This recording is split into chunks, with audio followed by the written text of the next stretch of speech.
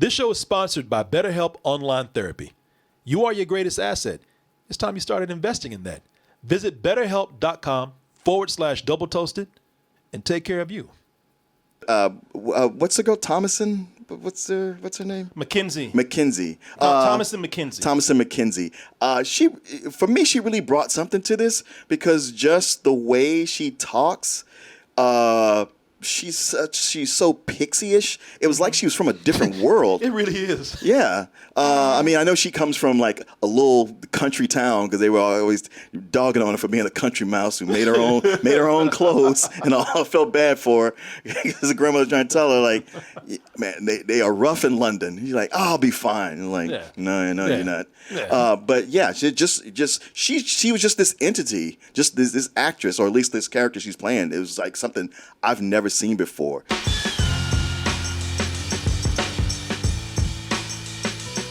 Hey everybody, Double Toasted Live on tour is heading to Los Angeles, California, November 5th. We're going to be at the Miracle Room, and we had such an amazing show in New York, had such a great experience. I want to thank everybody for that, but we can't wait to bring the same experience to you over in the lovely city of Los Angeles. So go to x1entertainment.com and get your tickets today.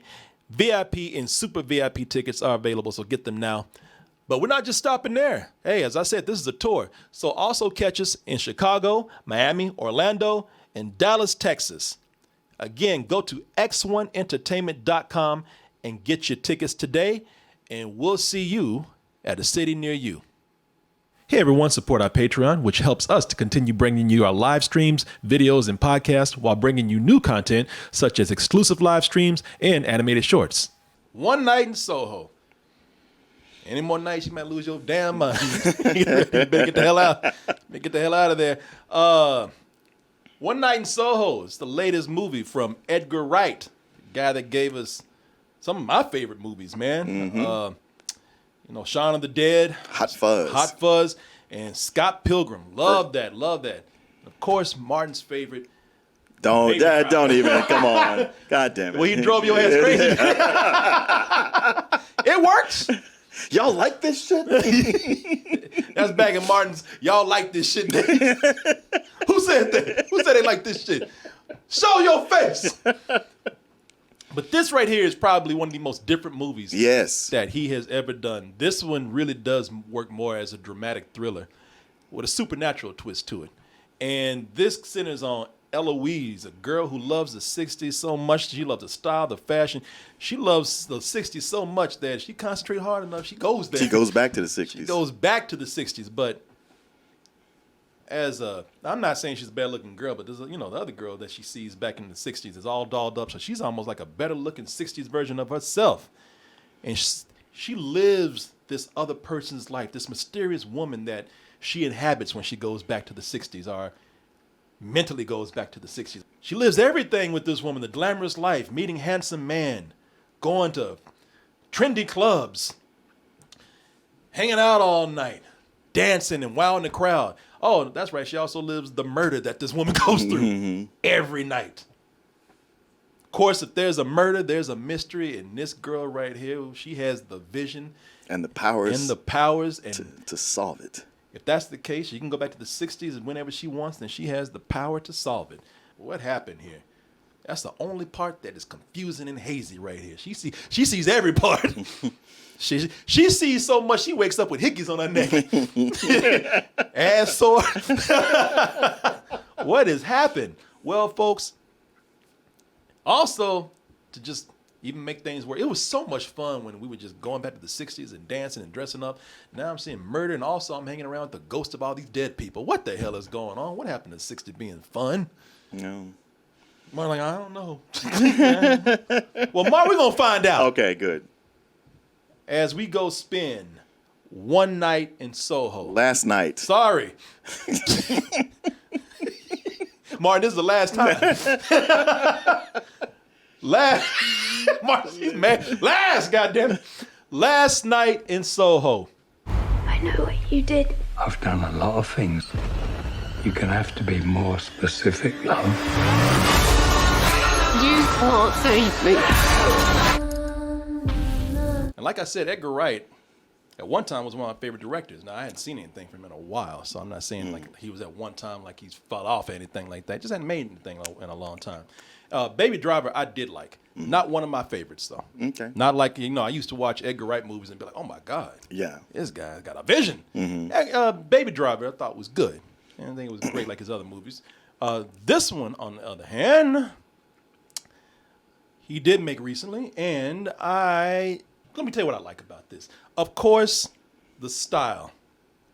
Y'all know, if you've been watching any of our reviews for our shows for any long period of time, you know that I love the 60s, man. I mean, just look at some of the designs that I've done for this show. Sure. I mean, wow, you don't say, Corey, huh? As you can see, I tried to recreate the 60s and sit in myself. So I love that mod period of the 60s, man. This is 65 that this story takes place.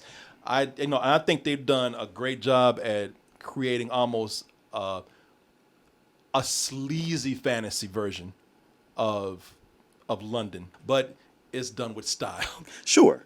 I mean, I think that's one of the beauties of the movie, because like you, not only do I love the 60s aesthetic, but my jam is 60s pop. 60s pop, yeah. I'm a super fan of that, and so this is my favorite soundtrack of the last few years. But it's so much fun, and he really recreates it and brings it to life, and it's fun up until it starts to be not that fun. When I was like, man, this is such a great fantasy, but he's like, just wait. Now let me show you how it really was. Oh yeah, no, it's a very detailed, deep dive of the 60s with the aesthetic of everything from the music to the interior decorating to the exteriors of the streets and everything. That was what I was really impressed with, what they were able to do with not just the cars and the clothing, which the costume design in this is amazing, but also with the buildings, man. Mm-hmm. Like that right there. That whole thing of recreating this theater with, Sean Connery's Thunderball over there, his James Bond movie and whatnot. I don't know how hard it was to do that, but the illusion is incredible. Lighting is very good in this. There's a lot of lighting from anywhere from, especially when they go back in time to the stylistic 60s. As the mood changes, and as the mood changes, the lighting changes. Everything gets, goes from glamorous and somewhat soft lit to being very sinister reds and, deep blood reds, and it's, satanic reds in a way. It does do a great job at capturing the constantly shifting moods and tones of the movie. Now, and what I liked about it is that even casting of this is a throwback to the 60s. Diana Riggs, who a lot of people saw in Game of Thrones and whatnot. She was a dime back in the day, with the first Avengers. Shit, they didn't need no costumes with some fine shit like that. She's like, yeah, Black Widow, get with this shit. I mean, she's kind of what Black Widow was based on, or inspired by. Yeah, except she didn't need all that fancy shit. I just need my sexiness. Terrence Stamp was also being cast, and that was a big, he was a big sex symbol from back in the 60s. So even the casting is a nod to that period. I thought that was pretty cool. Performances in here I thought were very good. Anya Taylor-Joy, the girl that everybody got to know from, like that big-eyed girl from the Vavitch over there. Queen's Gambit. And Queen's Gambit is what all the Netflix people got to know her from. She gives a very seductive performance here. Hello, you're a gorgeous creature. What's your name? Sandy. Go to join my friends tonight, Sandy. Thanks. Hell no. No. Why the you even ask me that? Right. Are you at your damn I ought to kick in your balls right now. You're like, man, that girl is strong, and she didn't go, ew. Yeah. Sandy very polite. Because anybody else would have kicked him in the dick by now. Go sit with your friends. He would have went back to his friends. That fucking bitch. But I'm here to meet the owner. I am the owner. He manages a lot of girls. It'd be funny if she's like, shit, she's trying to follow. Wow. That's right. I can't do that. Yeah, man. She's Anna Taylor-Joy is very good in this, as I said, man. And I know everybody talks about her eyes, but her eyes really are a huge asset to her expression, her acting, man. Everybody talking about them big ass eyes. No wonder she can see the future. she can see that girl too. You know, Matt Smith, who some of you guys know is Doctor Who, and Who? That's who. Matt Smith is. I've always looked at Dr. Smith. Dr. Smith. Goddamn. You mechanical monstrosity. But Matt Smith, man, he's equally as sexy as she is, and very sleazy, man. And does this performance great, man. He plays Jack, who I'm not gonna tell you about him, but you can tell already he ain't up to no good. And and what he does here is his performance here is great. Matt Smith, man. Even Thomasin McKenzie, who plays Ellie or Eloise. I liked her. Now I think she proved that she can carry a movie. She can do Terrified amazingly. Her eyes get as big as that other girl's. She spends half this movie being terrorized by visions, and so she carries the movie well. I have more to say about her in a little bit. The mystery in this is a nice build-up, man. They do a good job of setting up pieces of mystery and having you wonder how they're all going to connect, like these type of movies should. So they do that very well. So there's a lot to be enjoyed in this movie, especially if you like period pieces, man, that are done very stylishly. Mm-hmm. I agree with that. Go ahead.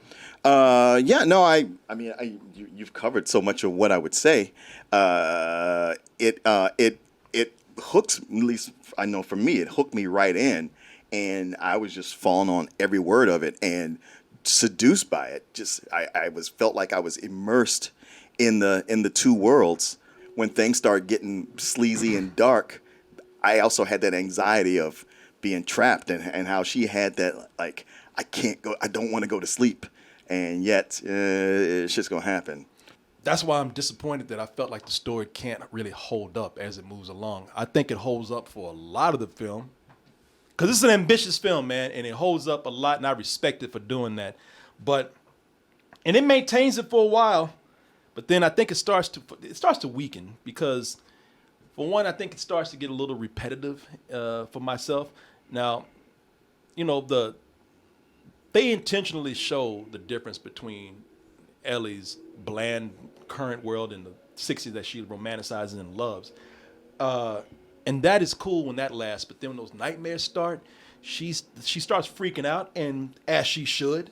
I can't blame that character for doing that. But the freakouts become a little repetitive for me. I felt like they could have been trimmed a little bit. There's a lot of her running and screaming, and she should do that. I don't think they need to go that long. I think they went on long because during those freakout sessions, there's a lot of effects that they show. I won't tell you what they are because you have to see the movie for yourself. In the ending, at least the climax here, I'm saying that a lot tonight. Climax. It doesn't measure up to the ambition of how the movie began. The twist that they have here, it feels forced because it feels like they're rushing it. And to be honest with you, the power and I was talking to you about that, and I see how there's a lot of questions I stopped asking about it, but I still don't think. So Ellie has this power where where Ellie can see her mother. So it's like The Shining in a way. They set up to where she has some power, which is why she has this power for traveling to the 60s. Yeah, I looked at it less as a power so much, because a power, you feel like you have some control and some power over it. But she definitely has a sensitivity. She's got an ability or something. She's got a sensitivity towards being able to see people on the other side. And this is what opens her up to everything that's going on with, transporting her back. But the problem I have with it, I realized what it was after we talked. There's a lot of ideas on what, as you say, these sensitivities, the powers, whatever. There's a lot that goes on. I think there's a lot of ideas. I think there's a lot of influence from some other things, but they never feel fleshed out, whatever it is that she has. I think there's a lot of ideas crammed into one, and I think they become crowded and they don't really mesh together very well. And also, with whatever the reveal is in this, it don't really make a lot of sense. Like when you think about it, like whatever's been going on, there's a lot of logistics that happen that it's like, okay, this would have been this and this would have been that. It is not logical for this to happen without repercussions. So yeah, I was really disappointed by where it went. Diana Riggs, that's her, right? Rigg, Diana Rigg, who I told you that's the woman from from Game of Thrones that you guys have seen in there. I thought that she was good. Mm-hmm. I mean, look, she's an old pro anyway. Yeah. You know, of course, she's gonna hold it down. Miss Collins? Yes? It's Ellie. We spoke on the phone. Oh, yes. Room. Hello? I know. Yeah, we spoke on the phone. Damn. Click. It's a bit old-fashioned for some, but I won't do nothing to it. If you don't like it, you can find somewhere else. You don't like it, you get the out. You can God damn, I just got up here. You know what? I don't want this shit. Okay, I'm sorry. Yeah, man. She's good, man, and I liked her a lot. And you get more of her as the movie goes on. Now, somebody else in here that I liked, and I'll show you, I liked Terrence Stamp a lot as an actor, and I liked his character up to a certain point until. You know, I feel like he had a setup that felt forced. He's being cryptic for no reason. He's saying things like, you know how we always say, if you just explain yourself, we don't have to do all this crazy shit. Yeah, it's like, man, you could have easily laid out some things, and this could have helped out a lot. Crazy ass. I did also, but I think the side characters are weak. Like they had during the movie they got when Ellie gets to fashion school. Of course, they got a clique there, Queen Bee and her crew. Yeah. And she's the typical snooty mean girl. Yeah. There's nothing going on with her. It's weird because when you first meet her, even though she's over the top, I was digging it. And even when they take Ellie out and she just has like the worst time because these are the worst people. Yeah. But when they kept going back to her, I was like, can we drop this? Because she's a cliche and it's not really advancing anything. No, it really was not. And the movie had good enough characters to where I was like, these are cartoon characters right here, and we don't need a movie that's this stylishly well made with these characters in. It's just not helping. And your boy, Your thirsty Negro. Goofy in love. Ellie, you're right, Ellie. Ellie, talk to me, Ellie. Hey man, the black guy gets the girl, so I don't want to hear shit from you. I don't give a shit. He get the girl or not. Get a good character.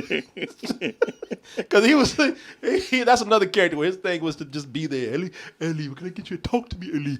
Talk to Ellie. And I was like, all right. I didn't hate the character. I thought he was very sweet. It's just again, he is very sweet. I think it was lacking.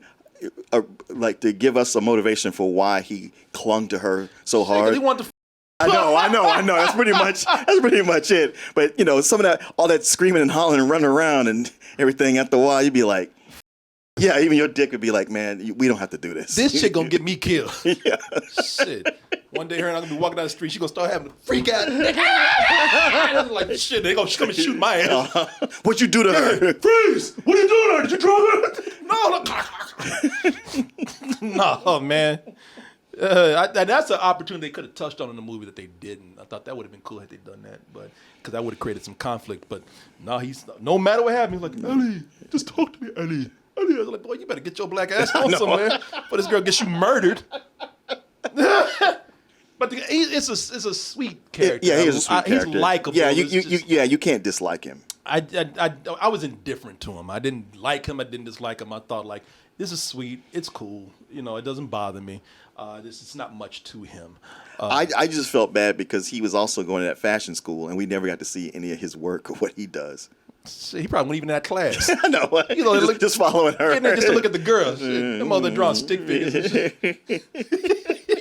Playing tic-tac-toe and shit. To me, it's not even just a point where it becomes just a typical horror movie with a twist at the end, but also it's just I just don't think it made a lot of sense. I thought it was rushed so much that there is some logistics that weren't addressed, and I can't. They're glaring for me. I couldn't stop thinking about them. So that's just me, man. I give it a matinee. Oh, okay. Well, it sounds like you still liked it. Well, I liked most of the movie. Yeah. The things you bring up, I agree with for the most part. I mean, I didn't. Yeah, I was gonna say I didn't really find it confusing, but you make some good points. I'm not confused. No, I know. If I could tell you those things, I'll spoil it. I know what you mean. But what's the girl Thomason? What's her name? Mackenzie. Thomason McKenzie. Thomason McKenzie. For me, she really brought something to this because just the way she talks, she's so pixie-ish. It was like she was from a different world. It really is. Yeah. I mean, I know she comes from like a little country town because they were always dogging on her for being a country mouse who made her own clothes, and I felt bad for her because the grandmother was trying to tell her like, man, they are rough in London. He's like, oh, I'll be fine. And like, no, you're not. Yeah. But yeah, she was just this entity, just this actress, or at least this character she's playing. It was like something I've never seen before. I felt like I was watching the best movie I've seen this year for about 3/4 of it. Yeah. And it was that last quarter and some of the things in between. But yeah, we see this kind of a lot where a movie has like it's a mystery, and the mystery is intriguing. The answer, not so much. Yeah. Like it's almost like you might be attracted to a woman because you're just so curious about her. But then once you've been with her or you really get to know her story, you're like, okay, now the mystery's over. I gotta go. It's not my thing. Or this wasn't everything I thought it would be. While I appreciate that so many really good, great directors are getting into horror, I also kind of regret it because, yay, man, they can really bring something to horror. Like stepping up the quality and bringing in some art to it and making it something. But by the end, they're still held down by the horror conventions and the tropes that they just don't seem to be able to escape. It's a high matinee. Yeah. Okay. There you go. Yeah. Get back to doing some funny shit, man. Well, I'm kidding. I'm joking. I'm joking, man. But it's so good that he's doing something different. Yeah. No, that's why I respect this movie, man. I do. It's just I believe that what happens here is that he was, he wants to direct horror, but also he's really wrapped up in the attention to detail, to the style. Yes. And I think that he took up so much time. And thankfully, I enjoyed. He took up so much time putting us in this world, and I love spending time there. That we were hanging out so much. You're like, oh, shit, gotta end this shit. All right, so yeah, man. It's a movie worth seeing at the theater, man. Oh, absolutely. If you're gonna see it, the theater's the way to go. Yeah, I think see, in a good theater too. I was at the Arbor. Yeah. I think that if you actually see this in the theater, you'll get the full effect of all of all the aesthetic that's going on. I mean, there's so much attention to the art direction in this. But yeah.